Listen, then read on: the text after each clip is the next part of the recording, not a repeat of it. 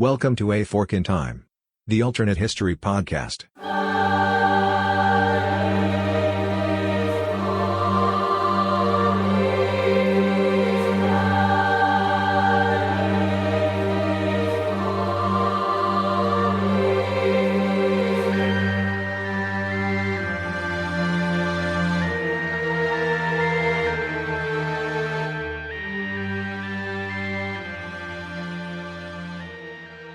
Hi, everyone, and welcome back to A Fork in Time. This is Chris Capola, and I'm joined today by a familiar voice to a lot of you, Eric Bond. Eric, do you want to say hello to the nice people? Hello, nice people. This is Eric Bond. So, this is going to be the third part in our series on Nicholas II, Nicholas Romanov's assassination. He's not the second. He never makes it to be the second. We've already talked quickly about what that would do. Last episode was what would happen in Europe.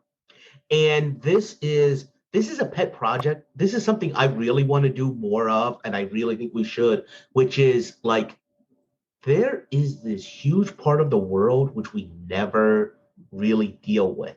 So I'm really excited to get out of like the same place. So what is kind of today's focus going to be on? Today, it is all about Asia and a little bit about America, but mostly Asia, Chris. So completely independent. And this is one of the really interesting things about like the time period we're talking about here, which is all of these things are going off at similar times. And are they independent?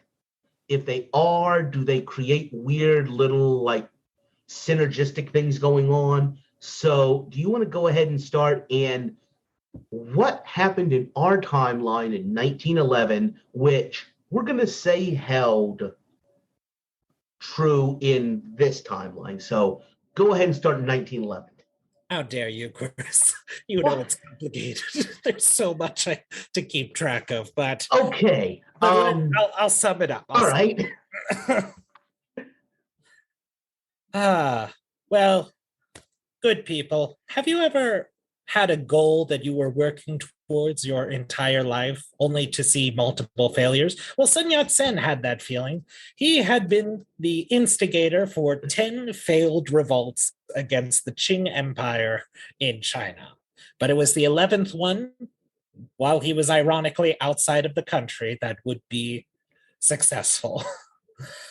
In 1911, there was a series of local uprisings of military officers and those who wished to reform the Qing state. And essentially, it just kind of caught wildfire, and eventually it spread out. The Chinese Republic was then declared the following year, ideally as a federal republic. That was Sun Yat-sen's main conceit. He wanted to base it off of American lines, but because he had to negotiate with different warlords like Yuan Shikai, he had to make the arrangement of more of a parliamentary system. He surrendered his post as president of the First Republic to Yuan Shikai, not Chiang Kai-shek. I keep wanting to say that, but maybe that'll be in a different episode. For now on, it's Yuan Shikai. Yuan Shikai would almost immediately usurp the powers of the presidency and try to establish a new empire in China with himself as the emperor.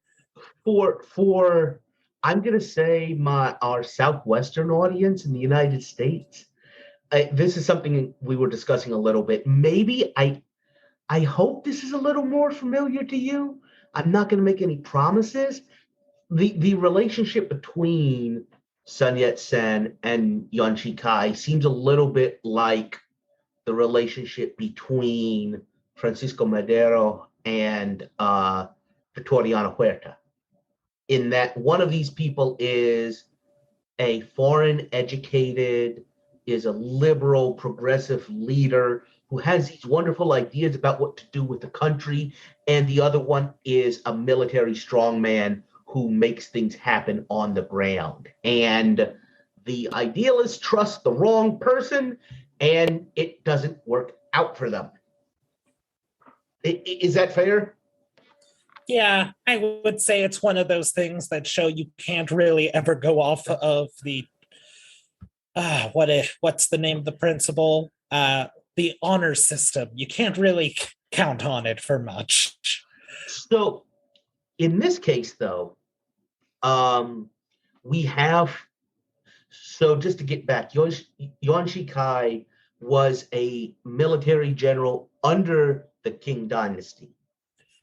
That is correct. And he had made a deal with the revolutionaries of, I can get the Qing to stand down and surrender, but I want a certain number of privileges and a place in the new government, which they agreed to. After Yuan died, a civil war broke out. There were a series of different states, each ran by a local warlord, that eventually settled into a Republic of China, again with Sun Yat-sen at the head. He at this point had kind of hardened and become more embittered towards everybody and thought, what we'll need is a one-party state, and then when the people are ready for democracy, we'll give it to them. Kind of like Simon Bolivar in an odd sense. I was also thinking about a explicitly Marxist Bolshevik view, because at this point, the communist and nationalist Chinese were very close to each other. The Soviet Union in the 1920s in our timeline provided a lot of support to the nationalists in their efforts to rein in these warlords. But so that's what happened. In this timeline, though, what is one of the major differences is, again, this kind of synergistic thing. You've got the fighting breaking out between Yuan Shikai's supporters and Sun Yat-sen's in 1912, 1913. What else is going on back on the other side of the world right now? Oh, we have our first World War breaking out, this time in 1910 over the Agadir crisis. So what happens in this timeline, the Russians, the French, the Germans, just the laundry list of everybody that got involved in the Boxer Rebellion aren't. Japan, just like it did in our timeline, basically sweeps up the German Asian possessions within a matter of months, and then has an army sitting around with nothing really to do. The thing is, in this timeline, the Europeans who might moderate Japan, who might try and keep them out of this to protect their own holdings, are a little bit more worried about, not being occupied themselves. Is that fair? I would say that is fair, which has always been a main tension in our own timeline with Japan towards its European partners of, you guys seem more embarrassed to have an Asian coworker than you are about effectively governing China. So now we have a Japan who is more interventionist into China and is able to go even further than they had in our own timeline. And by the way, in what country was Sun Yat-sen when things started happening back in China? He was in exile in Japan. And he worked very closely with Japan, didn't he? That is correct. He was sponsored. I want to say the Black Ocean Society was his main patrons, and they were working towards a Pan-Asian view. We talked a bit about this in our first episode, but of course, whenever there's a first among equals, there has to be a first, and Japan was going to be the first. But in this circumstance, you've got not just an expansionist Japan, but an expansionist Japan with all of the brakes off, with anybody who might check their expansion into China otherwise disposed. So they, in what we talked about, actually we didn't decide whether it would be intervention necessarily or whether it would be a lot of support, but they're going to get involved in this and make sure that their man Sun Yat-sen comes out on top of this. Is that fair? That is correct. My bet is that probably the military would act, the army of Japan would act unilaterally.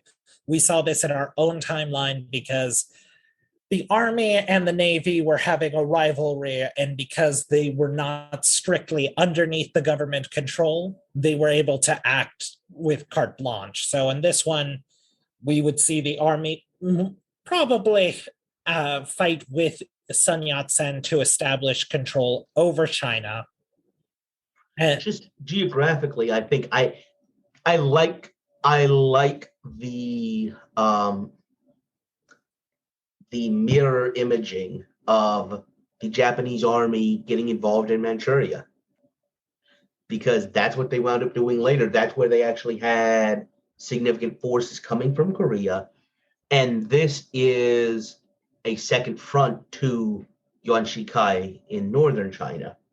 And that could have been what essentially sealed the deal in this Chinese Civil War. Is that fair? I would say so, yes. So in this timeline, the Japanese are able to maybe not put a puppet, but put somebody that's friendly to them in China by 1913, 14. Yeah, I think they would probably count this as part of like, we're helping the Allied powers. China is an ally as well. This is how we're affecting the war effort. So that way they have like a diplomatic cover. So that way at the end of the war at Versailles, they're able to legitimize this position with Sun Yat-sen giving his approval as well. Right, because in our timeline, not long after Versailles, the Japanese started making some pretty extravagant claims, but because Europe was no longer distracted, they put the kibosh on that. So we got a Chinese situation set up. Let's jump across the world to the United States in 1912. So go ahead and talk about that a little bit, what we laid out there. So what we have going on with the US in 1912, what we're imagining is that with the Agadir crisis raging in Europe, causing an early start to World War I. In my own notes, I keep referring this as World War Agadir for it as just a subheader. So what we're seeing in the US is that the main campaign issue is going to be about Europe, the conflict there, that's going to build up an interest. And someone who think it would just be a most bully idea to get involved is Theodore Roosevelt. Now, Taft at the time was also a proponent of getting involved with the war. And perhaps this is the thing that will allow them to bridge their differences and allow Theodore Roosevelt to become the main party leader of the Republican Party again, and is able. So you don't think there's any chance of Roosevelt taking a second seat to Taft? I say that laughing at the idea, but I want to hear you say that too. No way. Yeah, Theodore Roosevelt is able to trounce Woodrow Wilson. I'm imagining they would probably get a slight Republican majority, but not enough of one to declare war unilaterally. Now, the main thing that Roosevelt is going to be afeared of is the fact that the open door policy in China is effectively over, especially now that Japan can say, since China and Japan are part of the Allied powers, the Entente, we do not see it that unless the US wants to get involved, they no longer will have a claim as we are conducting war operations here. And Theodore Roosevelt, who sided with the Japanese for the most part during the Russo-Japanese War, had spoken approvingly of them, saying like, yeah, they're going to be the future leaders of Japan. And he also made a deal for Japan to withhold immigration to the United States for 10 years. Whole thing. One day we'll maybe talk about the Chinese Exclusion Act and how that applied to other Asian countries. But keeping on topic, Theodore Roosevelt is ticked off. This is a slap in the face from the Japanese as far as he is concerned. And what is he going to do about it? Not much. Because the Congress does not want to get involved. Because he's still an American president, and there's only so much he can do. So he's just chomping at the bit, watching the world fall around him, and he can't do anything. But fast forward to 1916, what happened? So European war is over. Japan is solidifying control over China. What happens in that election? Theodore Roosevelt is going to try and say we need to get involved with China and Japan and put an end to this and reestablish control. And that he's going to try and say, well, the Japanese are funneling funds to freedom fighters in the Philippines, which they were. He would not call them freedom fighters in the Philippines. No.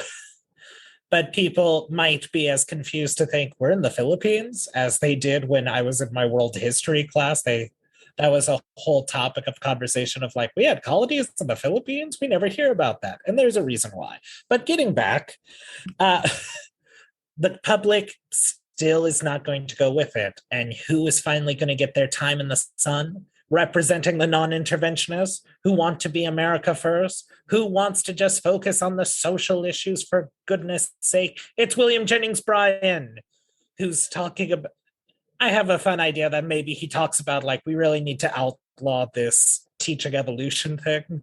But the thing we talked about is, and this is something that the other Eric Rush has definitely spent a good bit of time talking about, which is being president takes years off your life, especially trying to, push the boulder up the hill of trying to get the U.S. involved in Europe and in Asia. And so we actually suggested that, much like in 1920, when Woodrow Wilson was campaigning and suffered medical issues, in this timeline, Teddy Roosevelt, after receiving the Republican nomination in 1916, is out campaigning, and I believe the phrase I used was stroked out. Is that correct? I think that would be fair to say. So that opens the door to William Jennings Bryan, who comes in and starts. Yeah, I like the America First, kind of the populism of that, right? Right. And he was mostly involved with social issues.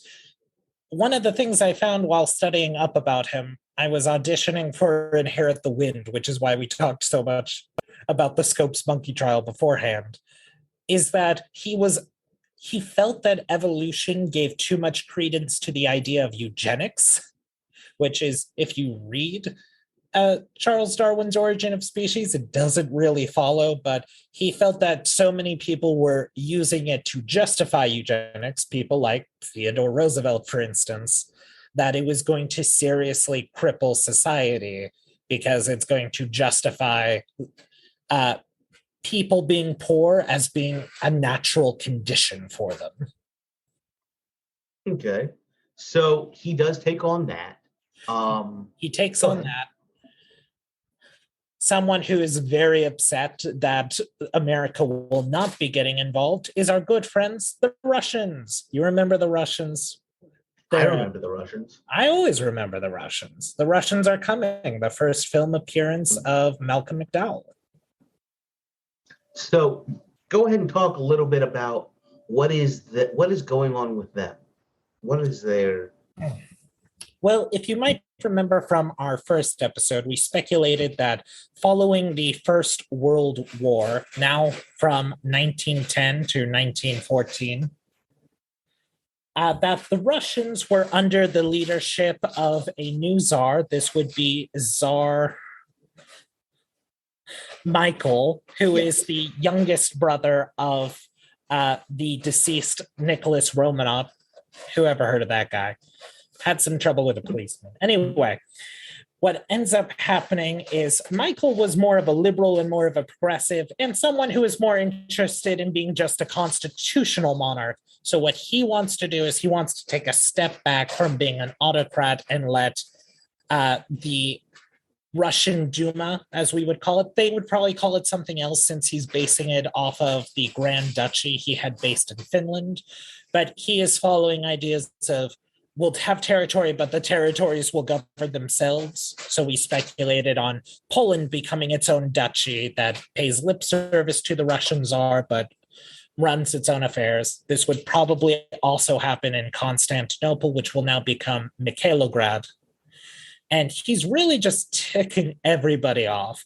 There's the Black Hundreds, who are the nationalist party who want a stronger czar back in the reins, who will allow them to go back to their pogroms of Jews and Romani people. We have Bolsheviks, who have been assisting the liberals in setting up a constitutional government, but are feeling the pressure of why haven't we started our second revolution yet, per Marx's protocol of there first being a bourgeoisie and then a socialist revolutionary group. And they're kind of being spurred on by the relative success of Spartacist Germany. And then we have people like the SRs who also want a socialist revolution, but their main idea of accomplishing it is just like, why don't we kill and assassinate more royalists? So everybody has a bone to pick with the Tsar. And whoever it is, maybe a Bolshevik, maybe a Black Hundreds, maybe an SR, he's going to end up dead by, we think, 1916 at this point.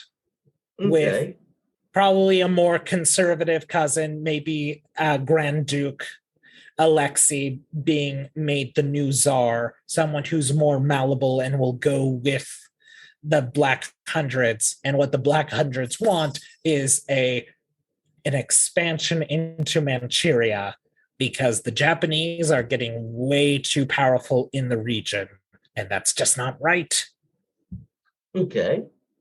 So go ahead and talk a little bit. So you've got Russia now, which is basically has settled the First World War. It's had a chance to digest some of that.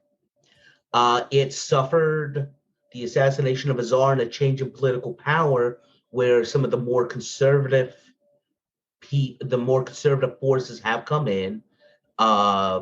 We talked about a guy who just looks like he would probably be one of the people doing this kind of thing. Roman von Ungern-Stenberg, who just, I mean, like, people Google the man. Seriously. It's yeah. He does look like he is the understudy for whoever the Nazi role in The Sound of Music is. Like, Yeah. Yeah. Gonna try and make sure that image is the image art for the episode art for this one, because it's a good one. So he's associated with these groups. He's kind of involved. He's important in Russia now. What else develops? What other things happen that help move this along? What's also moving along is, and we can speculate about how much like a more reactionary government is even going to crack down on these independent duchies within their territory. But what we have going on in China, at least, they're trying to set up a federal republic, like we've discussed under Sun Yat-sen. His idea is that he wants to create a new class of yeoman farmers, basically paying tycoons off for at fair market values for their land and then redistributing it to the people to create a middle class. Now, you might think this sounds like a lot of ideas that were tried by the Russians during their reform period in our timeline, and you would be correct. But it's always weird that so many like industrialized countries keep trying to return to nature like that's just the ideal, but it seems we're not very suited for it by this point. But philosophical problems aside, we have that going on. Sun Yat-sen might be chafing underneath the Japanese, but at the end of the day, in this timeline, he knows who's paying the bills. And Japan is having its own issue because in 1912, Meiji has passed away. The person who is perhaps the most representative of Japan becoming a modern power, he has died. Unfortunately, it seemed like all of his digestive tract systems decided to take him down. And his son, Taisho, as he will become known as, Emperor Taisho, has taken on. Taisho is not unintelligent, but he's kind of a fop. Like he likes to, this is true, he likes to interject French into his conversations just willy-nilly, and it annoyed the heck out of his father, who thought he was too European, despite their whole government policy of like, we need to get more Europeanized, but almost comically so. He's more of a constitutional monarch like Michael was, because he's deceased now, like Michael had been modeling. And this is going to cause its own constitutional crisis, requiring the prime minister to resolve. But hopefully, with expansion into China, the political process is more streamlined. The issue is that Taisho has had meningitis since age 3. He had contracted the disease, and a few years in, he starts showing more of the advanced symptoms. He's not as mentally agile, able to focus and carry on conversations. His physical dexterity is weakening to the point to where he has trouble just opening pieces of letters that he's receiving. So in 1918, we need a regent who will become Hirohito or Emperor Showa, as his reign was called. Okay, so in 1918, Hirohito becomes regent, but we still have the previous emperor.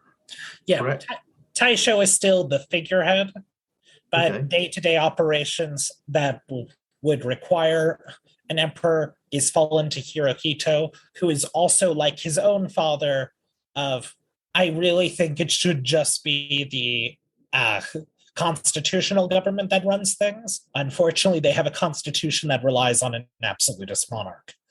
So sounds a little familiar. Just tad. So we're 1920-ish. China's developing. We've got kind of a new emperor-ish in Japan. Election we have an year. Emperor in the wings. Okay. Election year in the United States. As long as the other guy has a pulse, can a Democrat win after 1860? No. Like literally right up until the Great Depression. So what happens in the U.S. presidential election of 1920? Well, we're still a decade from the Depression, but you and I have speculated that there might be more labor issues undermining the country because there was no labor boards as in our own timeline to help ease the pressure. But we're probably going to see more of an interventionist candidate, and we're probably going to see somebody who's trying to read the winds, and that is going to be Calvin Coolidge. He will narrowly beat out Warren Harding as the nominee for the Republican Party and become president. Mostly it's going to be probably because, well, he's just not as dramatic as William Jennings Bryan about everything. And so even in this timeline, the 1920 election is a return to normalcy, right? Yeah, they are trying to find their footing of America is being left behind because we're not involved with the world. Okay. Yeah.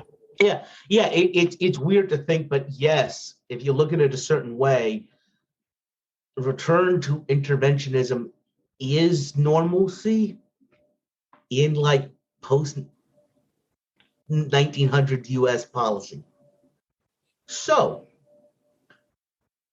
Coolidge comes in and he starts pushing. He starts looking to reopen China. Is that a fair? Yeah, he wants to open up back business interests, particularly missionary work is what he's especially interested in. It's kind of a pet project for him. And China had always held off missionaries at a distance. Now, Sun Yat-sen is more open to missionaries because he himself is a professing Christian who went to an Anglican school in Hawaii and studied there. And in fact, he has always made a big deal that, he got into trouble with his own family when he decided to convert. He destroyed a statue showing off one of the local gods of his village, and he got banished from his village because of it. So he is open to missionaries. He just doesn't want any business interest to come with it. Unfortunately, that's exactly the kind of interest Calvin Coolidge has at this time. So what do we see developing? What are the moves that people start making when we have Coolidge trying to open up China, when we have Russia really, really not liking the Japanese right on their border, right? Right. I think what we see is that we see the Russians get into contact with the American government and trying to work out an idea of how they can best advance both of their causes. Russia wants territory in Asia and to be seen as power. The US, Calvin Coolidge was not particularly fond of foreign entanglements, but I think in this time, he would see it as a necessity for business to get rolling along. This was the time of laissez-faire economics. And in a world where there wasn't strict controls on businesses during World War I, because again, US does not get involved this time, it's probably he has to deal with a more rampant industrialist culture that it's like, we want to get into China and get just, that's where the money is. So you're saying there's a convention, there's an alliance, there's a, hey, we both don't like Japan agreement between the United States and whatever form Russia has at this point? That is correct. I think Russia is still nominally has a parliamentary system in place, because a lot of times with strongmen, they still want to keep up the illusion. It's why the Roman emperors could never really say, oh, we're an empire. They always had to play it off as, I am a servant of the Senate who's just keeping my hands on the scale of power. And by the way, this is probably also pretty important for the United States. Even in our timeline, the end of the Romanovs, I was talking earlier about the busy time frames, busy couple of months in history. And it was something very important for the United States when the February Revolution happened in Russia. It almost gave them a bit of a green light to get involved, because we're no longer fighting, now we can say we're fighting for democracy. You can't say you're fighting for democracy when you're on the same side as the Tsar. So the Russian Republic at this point keeping some of those forms in place, it's probably important for them being an acceptable ally to the US, right?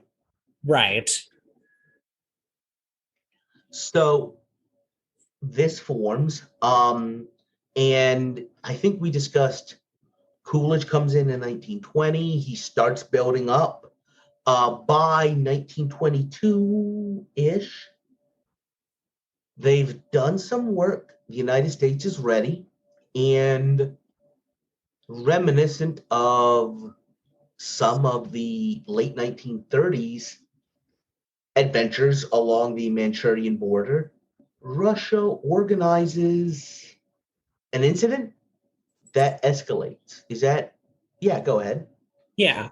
I was also going to suggest another pretext that the US could use is like, we have found evidence of Japan sending money to Filipino independence fighters, and that becoming another flashpoint. Okay. So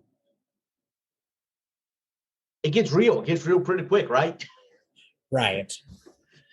Now, so this is a Russian military that fundamentally has fared somewhat better in the First World War. They've been able to modernize somewhat.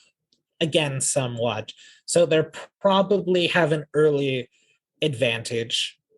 The fighting is going to mostly be in Manchuria, I would imagine, for the ground forces, because the US will be taking up naval encounters. But the further that they get in, they're also going to be dealing with China, who now also has a war going on in their northern borders because they have this alliance with Japan. They also do not want the Russians in their territory any further at all. So we are probably going to see two forces, both relatively on the same scale. I imagine it would eventually descend into more guerrilla warfare, considering there has been largely a civil war going on in China, though Japan might make up for more traditional military forms. How well do you think we will be seeing the Russian military fare against the combined efforts of the Chinese and Japanese? Steamroll. I think it looks similar to what you see in 1945, in August 1945. You've got a Russian military that has been playing in the big leagues. And you've got a Japanese military that honestly has not. They like to think that they're first class, and they did gain very important experience in 1905. And they rested on those laurels. The Japanese army did not really fight in World War I. If you look even in our timeline, what they did in 1940, 41, 42 it's basically the French strategy in 1914. This idea of spirit and elan and very basic equipment being able to carry you.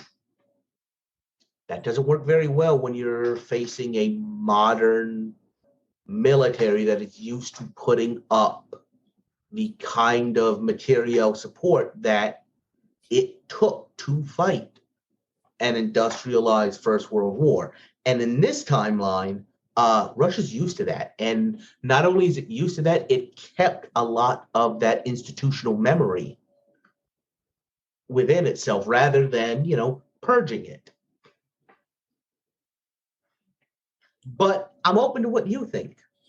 My kind of thought is I think it would be more of a replay of the Russo-Japanese War, but my reasoning is that both the Russian military culture and the Japanese military culture that we see in our own timeline both do not have a high regard for troop containment. Both are very keen of like, yes, we have the reserves, we will use as many people as we can, which is what got them both into trouble of just, for the Russians, it was material and leadership. For the Japanese, it was really a manpower shortage.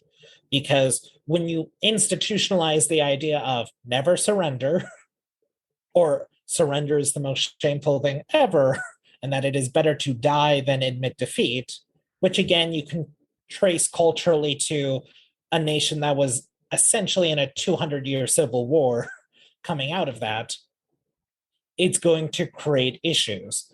China is probably going to have to fill in the most. I do see a lot of guerrilla fighting, so it's more inconclusive. I think the Russians are able to cover a lot of ground, but I think it will stall out at some point. Do you think that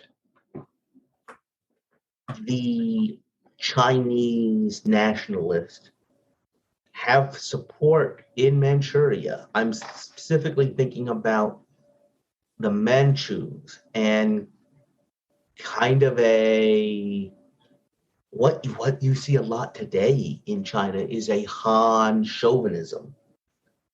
Even though Sun Yat-sen was pushing for a federal state, do you think you see some of that Han chauvinism where they maybe don't even look at the Manchus as countrymen and the Manchus don't look at them as countrymen, which kind of changes the environment in which the Russians are operating?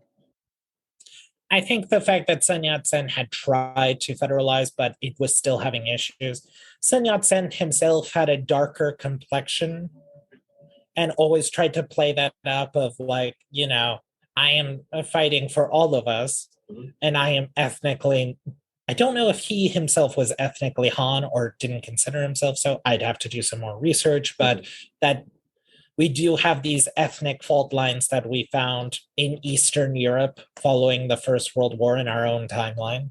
But in this case, I do see it as the Chinese are fine with the Manchus getting overrun by the Russians, but I think once the Russians go past that, they then have to immediately respond.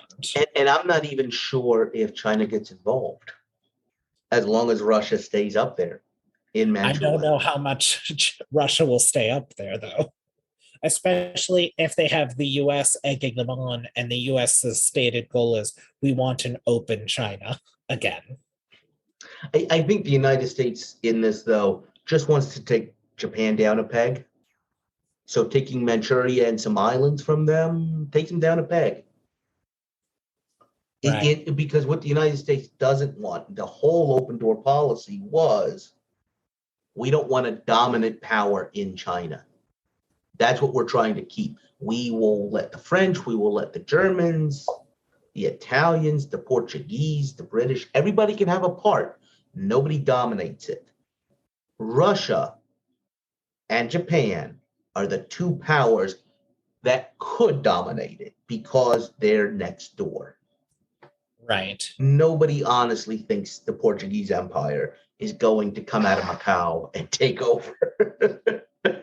But there is an empire in China who does have a vested interest and an alliance with the Japanese, and it is the British from their base of operations in Hong Kong, and they are very concerned about the and American Singapore and Southern Pacific, Solomons, Australia, New Zealand, all of this area. They're concerned about fighting in general in the Pacific. They want peace because that means they can trade opium. So, go ahead. So what we would probably see is, I think the U.S. Navy, I think it would be off to a rough start, just because the Japanese at least have more experience and the U.S. Navy has had its first major buildup.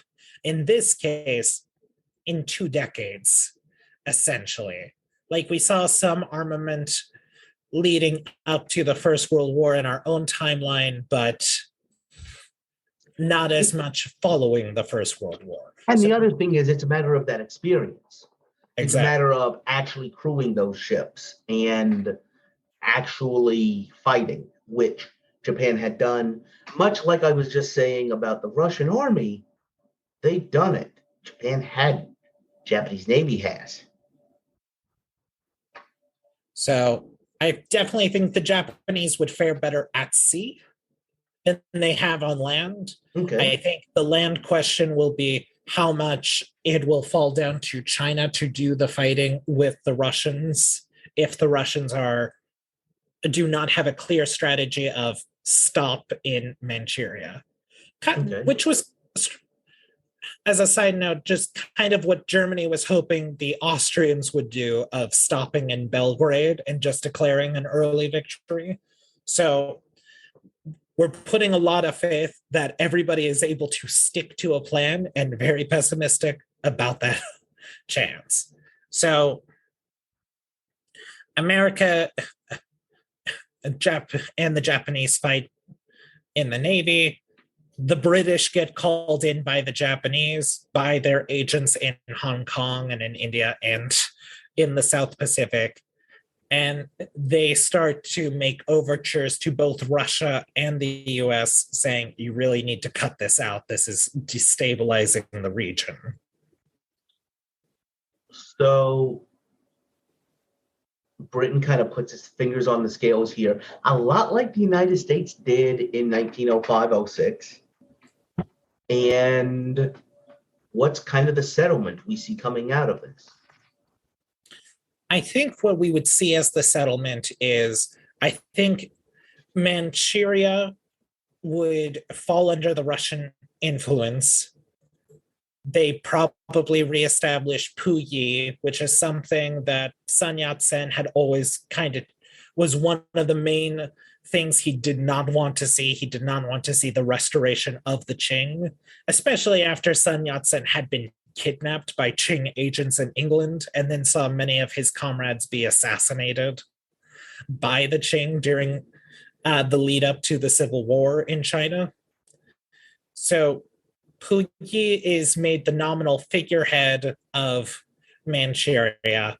Keeping with Michael's system, this might be the last time that the Russians are willing to have an independent duchy, but I think we would probably see that as the beginning of the end for that system, with the Russians wanting to fully make themselves clearly the heads of the governments. That can be a topic for another time. The US probably does get some islands in the Pacific as a bargaining of, we will grant you territory that you can administrate over.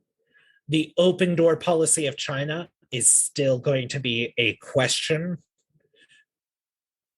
I don't think it's going to be fully open. The US might be able to have some businesses move in, but I think it's mostly going to stay as a Japanese vassal at this time. What is your... I don't know. I think that Sun Yat-sen, any nationalist, welcomes the opportunity to be a nationalist. When your patron, is somewhat shaken, when they're in a situation of, gee, they're not the top dog anymore, or maybe I could kind of play somebody off against them. I think the Sun Yat-sen, who, again, had close Japanese ties, but also had close American ties, might cozy up to the United States and play the two sides against each other for the benefit of Chinese independence. Yeah, I think that makes a lot of sense. So China is able to win itself kind of a sense of independence from Japan. Right. Still playing the role of like, yeah, we're your junior partner, we support you. But we have to work with the US. We just have to. That's to avoid another war. Right.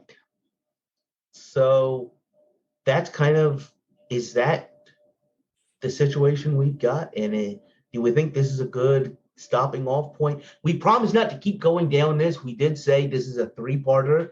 I think this is a good third part, right? I think so. I think we have enough material for our own novel at this point about this alternate timeline. I will go ahead and promise the next episode you hear is not going to be this. We're going to come up with something else, I promise you. But we definitely kind of thought about a couple of different places where we could spin some other things from this, right? Right. So maybe we're not. Maybe this isn't the end of this one. Go ahead. Well, let's just say for right now, it's 1926. Manchuria is a sphere of influence of the revigorated Russian Empire, which is ever so near teetering to internal strife as it decides to assert a sense of nationalism over its independent territories. We have a Japan that has been chastened somewhat. They still have nominal control over Korea. They still have an influence in China, but that is growing more distant. We have a Chinese Federal Republic being led by Sun Yat-sen, who we will see if he will keep to his own term limits or if he will feel the need to expand his power base. We have a US that has much of a less, they have a much more diminished effect in world affairs at this point and trying to see how they can match up. We see a British Empire that at least is more involved in the Asian Pacific than it has been. And in 1926, we see Hirohito being crowned the emperor after the passing of his father Taisho from his complications with meningitis. And maybe we see a few of the powers there at a very awkward ceremony, seeing the emperor being crowned. And everything is just waiting to flare up again. Or not. Yeah, and it's not like we left Europe all settled, right, last time? No. So, for the rest of the A Fork in Time cast, this is Chris and Eric telling everyone, if you should come to a fork in the road, what should one do? Take it. All right. We look forward to spending some time with you guys later on. Bye. Bye.